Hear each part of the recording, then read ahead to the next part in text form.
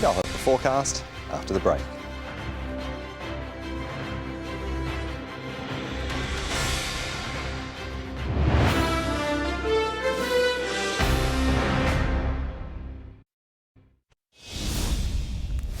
It's steeped in racing history and once showcased the Southeast's finest seafood. For decades, Albion Park has offered punters a trackside experience unlike any other. Tonight in Flashback, a look back at the creek.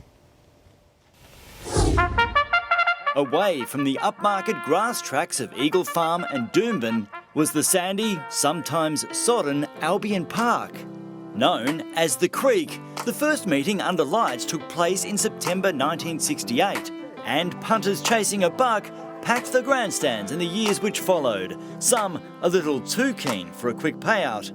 They took the car that contained all the money from the trots, bookmakers' money, etc., and locked us in the safe. Albion Park said goodbye to galloping in 1981 when the sod was turned and upgrades began on the venue's next chapter. Another $800,000 will be spent on redeveloping the old Gallopers track into a 1,000-metre harness racing track. With the aid of banking and a shell grit surface, it will also be the fastest track in Australia. 3 years later, the works were done. Racing Minister Russ Hinds unveiled Queensland's new home of harness racing to much fanfare in 1984, including a new grandstand named after himself. It's yours. Enjoy it to the full. Thank you, ladies and gentlemen.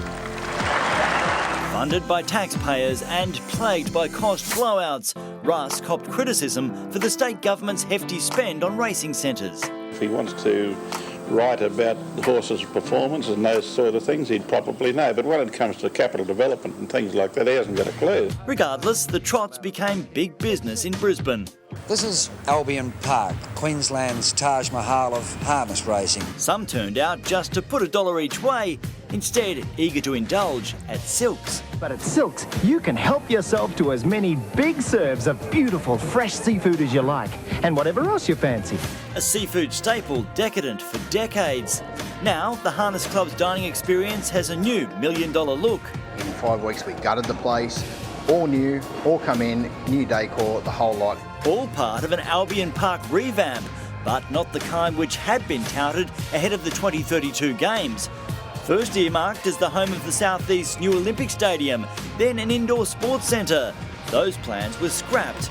Queensland's only metro harness racing track will remain for the trots and paces. We can now build on that. We've got the opportunity, we've got a great facility, we've got the team in place now to take the next step. So destiny is now in our own hands.